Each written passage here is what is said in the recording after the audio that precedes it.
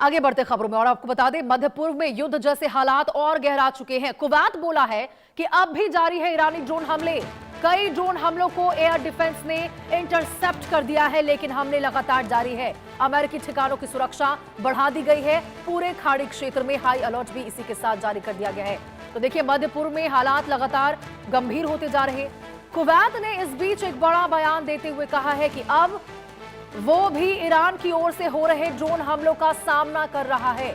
Kuwaiti सुरक्षा एजेंसियां और एयर डिफेंस सिस्टम लगातार सक्रिय है और कई ड्रोन को रास्ते में ही मार गिराने का दावा किया गया है।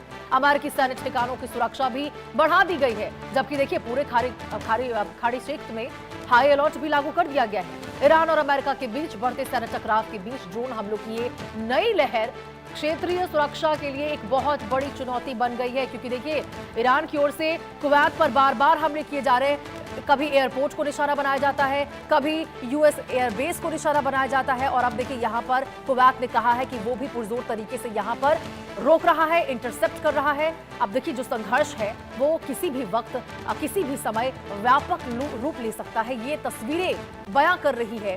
दुनिया की नजरें अब अमेरिका और उसके सहयोगी देशों की अगली रणनीति पर टिकी हुई है। अगला स्टेप क्या होगा अमेरिका का, या फिर उसकी जो सहयोगी देश है, वो जो खाड़ी देश है जिन पर निशाना ईरान के द्वारा बनाया जा रहा है।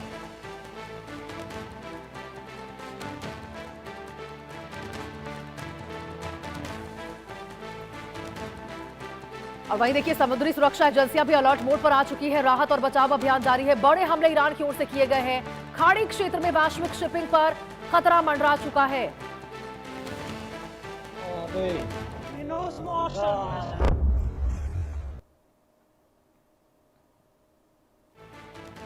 इन धमाकों की आवाज को जरा आप सुनिए। हॉर्मूज से गुजर रहे दो टैंकरों पर निशाना बनाया गया है। ये बड़ी खबर आपको बता रहे। धमाके के बाद दोनों जहाजों में भीषण आग लग गई है। हॉर्मूज से आपको बता दें ये दो टैंकर पार कर रहे थे और उसी वक्त ईरान की ओर से एक बहुत बड़ा अटैक, एक बहुत बड़ा हमला देखने को मिला। और अब देखिए कैसे खाड़ी क्षेत्र में वैश्विक शिपिंग पर खतरा मंडरा चुका है। शिपिंग कैसे यहां पर साफ तौर पर प्रभावित हो रही है। और आपको बता दें ये कोई नई बात नहीं है, ये कोई नया धमाका नहीं है जो ईरान की ओर से किया गया है। आपको बता दें जब एमओयू साइन हुआ था ईरान और अमेरिका के बीच में, तब सबसे पहले ईरान की ओर से ही स्ट्रेट ऑफ हॉर्मूज के पास धमाका किया गया था, हमले किए गए थे। और उसके बाद से ही एमओयू खत्म हो गया, शांति समझौता खत्म हो गया, युद्ध विराम खत्म हो गया और दोनों ही देश एक दूसरे के ऊपर फिर से एक बार वार करते हुए नजर आए। अब देखिए खाड़ी क्षेत्र में शिपिंग पर खतरा मंडरा चुका है। दो शिपों को यहां पर निशाना बनाया गया। और वहीं देखिए ईरान के कई शहरों में देर रात धमाकों से दहशत फैली है।